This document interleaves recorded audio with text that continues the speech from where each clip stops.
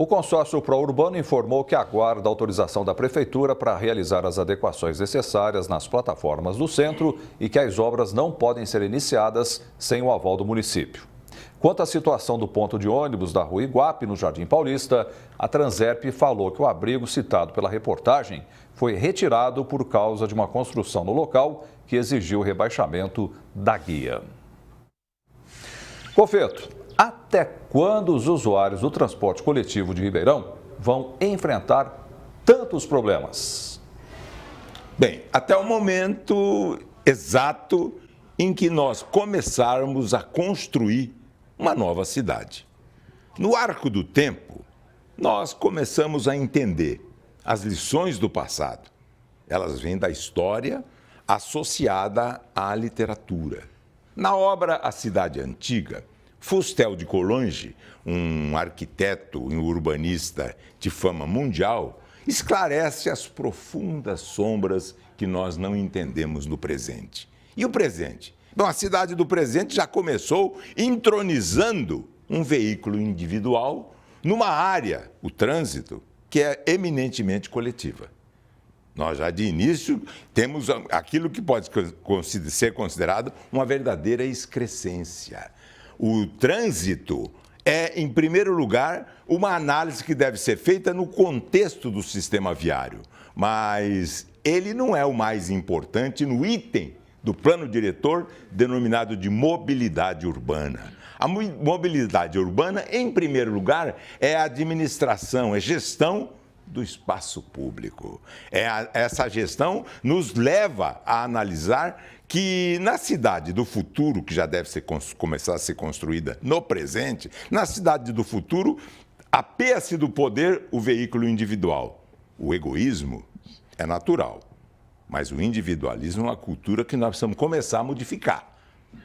Cultura é herança e transformação. Nesse item, nós precisamos começar a transformação. E 3 protagonistas. Primeiro, o pedestre. Esse entronizado com a sua faixa exclusiva, que é o passeio ou, se não se chamar de passeio, a calçada. Em segundo lugar, o ciclista, que tem uma faixa não exclusiva, como o pedestre tem, o passeio, mas a faixa dele, que ele tem preferência. É a ciclofaixa. E terceiro lugar, o motorista de ônibus no coletivo. Terceiro lugar. E é nesse âmbito que se insere, por exemplo, esses pontos de ônibus que estão inutilizados ou que não são utilizados devidamente, como reclama com toda a justiça a população. Colocaram, antes de se construir a nova cidade, colocaram como primazia. Nós temos que verificar em terceiro e quarto lugar, na sequência do raciocínio, que nós temos que entender que nós precisamos construir uma malha viária adequando-a para sistema viário. Qual a diferença de malha com sistema?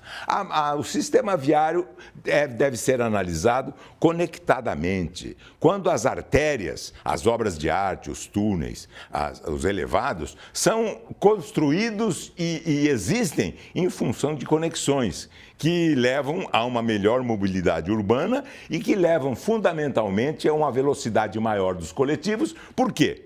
Quanto maior a mobilidade do coletivo, o que nós temos é a redução na tarifa e uma mudança completa nas primazias. O coletivo passa a ter a sua importância. Ele é um dos 3 protagonistas que eu mencionei acima. Mas nós temos que verificar também que todo o plano diretor deve ser articulado.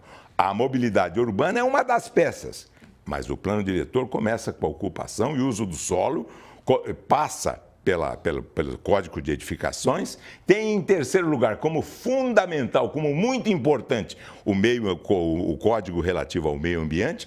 Quarto lugar, o sistema viário, que deve ser adequado, deve ser adaptado, passando de malha viária para sistema. Quando esse sistema é científico, a análise sistemática nos leva à mobilidade urbana com mais fluência, portanto, com um gasto fundamentalmente menor, com reflexo na tarifa. À medida que a tarifa vai reduzindo, as motos de um motofrete passam a ter uma preferência, uma preeminência menor. Por que é usado moto?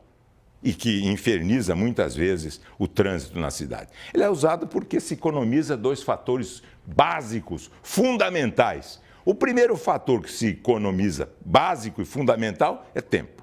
E o segundo é grana e dinheiro. Nós podemos construir a nova cidade. Nós podemos não. Nós devemos construir a nova cidade. Mas para fazermos a construção da nova cidade, onde serão localizados adequadamente, corretamente, inclusive os pontos de ônibus, a partir do momento que nós implementarmos e entronizarmos as figuras mais importantes que até agora são colocadas em segundo plano.